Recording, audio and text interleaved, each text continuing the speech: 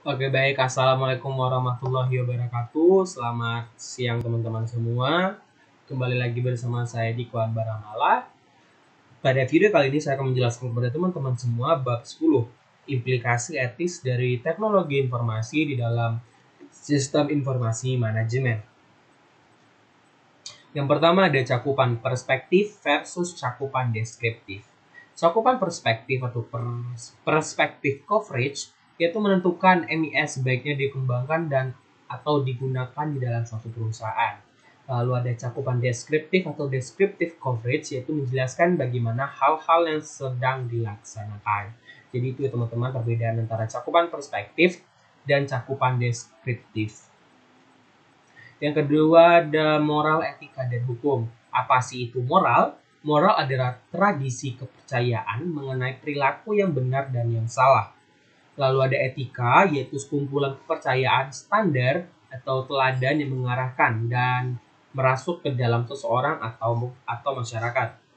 Lalu ada hukum, yaitu peraturan perilaku formal yang ditetapkan oleh otoritas yang berwenang, seperti pemerintah terhadap subjek atau warga negaranya. Meletakkan moral, etika, dan hukum pada tempatnya. Di dalam penggunaan komputer di dalam dunia bisnis, diarahkan oleh nilai moral dan etis manajer sebagai spesialis informasi dan pengguna serta hukum yang berlaku. Kebutuhan akan budaya etika. Di dalam sebuah bisnis akan merefleksikan kepribadian dari pemimpinnya. Jika perusahaan dituntut untuk berperilaku secara etis, maka manajemen tingkat tinggi pun harus bersikap etis pula dalam segala sesuatu yang dilakukan dan yang dikatakannya. Nah, lalu bagaimana sih budaya etika itu diterapkan di dalam sebuah perusahaan? Teman-teman dapat melihat di gambar yang telah disediakan, yaitu bagaimana cara manajemen tingkat atas, manajemen budaya dengan cara dari atas ke bawah. Yang pertama ada dengan manajemen kredo perusahaan, lalu diturunkan dengan menetapkan program etika, dan lalu diturunkan dengan menetapkan kode etik perusahaan. Nah, kita masuk ke meletakkan kredo, program, dan kode pada tempatnya. Kredo perusahaan memberikan dasar untuk pelaksanaan program etika perusahaan. Kode etik tersebut menggambarkan perilaku-perilaku yang diharapkan dilaksanakan oleh para karyawan perusahaan dalam berinteraksi antara satu dengan yang lain dan dengan elemen-elemen lingkungan perusahaan. Lalu alasan dibalik etika komputer. Etika komputer itu sebagai analisis sifat dan dampak sosial teknologi komputer serta perumusan dan justifikasi dari kebijakan-kebijakan yang terkait untuk penggunaan teknologi secara etis. Terdapat dua etika aktivitas utama di dalam etika komputer. Yang pertama, menyadari dampak penggunaan komputer terhadap masyarakat dan merumuskan kebijakan yang menjaga agar teknologi tersebut digunakan di seluruh perusahaan secara etis. Alasan dibalik etika komputer. Terdapat 3 alasan penting. Yang pertama ada kelenturan secara logis, yang kedua ada faktor transformasi, dan yang ketiga atau yang terakhir ada faktor ketidaktampakan. Di dalam alasan di balik komputer terdapat hak-hak. Yang pertama ada hak sosial dan komputer, yaitu klasifikasi hak-hak manusia yang di dalam wilayahnya komputer yang paling banyak dipublikasikan yaitu PAPA. Nah, di dalam PAPA untuk mempresentasikan 4 hak dasar masyarakat sehubungan dengan informasi yaitu privasi, akurasi, properti, dan accessibility.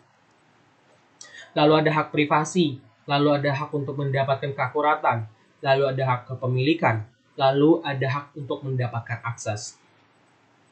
Nah, kita masuk ke audit informasi, yaitu sebuah perusahaan dengan semua ukuran mengandalkan audit eksternal dari luar organisasi untuk memverifikasi keakuratan catatan akuntansi mereka.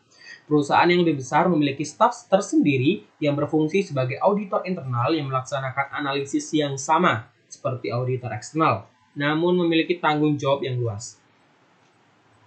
Terdapat beberapa alasan di dalam audit informasi. Yang pertama ada pentingnya objektivitas, yaitu mereka beroperasi secara independen terhadap unit-unit bisnis perusahaan yang tidak memiliki hubungan dengan individu atau kelompok lain di dalam sebuah perusahaan. Lalu terdapat 4 jenis aktivitas dasar audit internal. Yang pertama ada audit finansial, audit operasional, audit berkelanjutan, dan desain sistem pengendalian internal. Nah, menerapkan etika dalam teknologi informasi. Ini kode etiknya teman-teman, bisa teman-teman lihat bagaimana kode etik di dalam menerapkan informasi, teknologi informasi. Ada yang pertama ada keharusan moral umum, lalu yang kedua ada tanggung jawab profesional yang lebih spesifik, lalu ada keharusan kepemimpinan organisasi, dan yang terakhir ada kepatuhan terhadap kode. Bisa teman-teman baca sendiri dan di pause ya teman-teman kalau mau baca. Kita lanjut. Di dalam menerapkan etika dalam teknologi informasi terdapat kode etik dan praktik profesional rekayasa penghenti lunak. Nah, apa sih itu? Itu merupakan kode yang mencatat pengaruh penting yang dapat diterapkan para ahli peranti lunak pada sistem informasi yang terdiri dari atas ekspektasi 8 hal penting. Yang pertama ada masyarakat, klien dan atasan, produk, penilaian, manajemen, profesi, kolega, dan diri sendiri. Ada pendidikan etika komputer yang terdiri dari beberapa sumber. Yang pertama ada mata kuliah di perguruan tinggi, lalu ada program profesional, dan terakhir ada program edukasi di swasta. Etika dan CIO. CIO dapat memenuhi ekspektasi pelaporan keuangan dengan cara mengikuti program yang mencakup hal-hal berikut. Yang pertama ada mencapai tingkat pemahaman yang lebih baik akan pemahaman prinsip-prinsip akuntansi. Yang kedua mempelajari sistem informasi yang menyelesaikan laporan keuangan dan mengambil tindakan perbaikan. Yang ketiga ada mendidik eksekutif perusahaan mengenai sistem-sistem keuangan.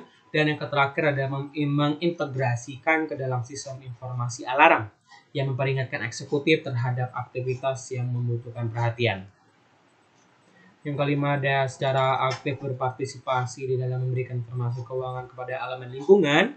Dan yang terakhir mengendalikan dengan ketat keuangan yang dihabiskan untuk sumber daya informasi. Pengaruh Sarbanes-Oxley.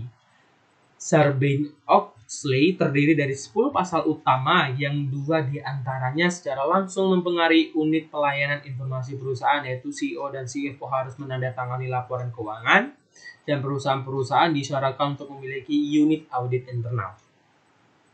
Yang pertama lalu ada XOX 404, yaitu bagian yang membahas penilaian manajemen sebagai pengendalian keuangan. Ada XOX 409 yang membahas mengenai pengungkapan secara real time, yaitu perusahaan harus mampu melaporkan kondisi keuangan secara real time.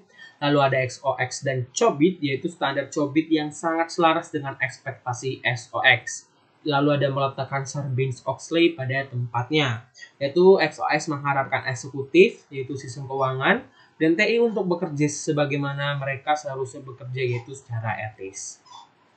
Oke, baik teman-teman semua, itu saja pemaparan bab 10 dari saya sendiri. Apabila saya banyak salah kata atau berbelit kata, saya mohon maaf. Saya akhiri, wassalamualaikum warahmatullahi wabarakatuh. Sampai jumpa di video selanjutnya.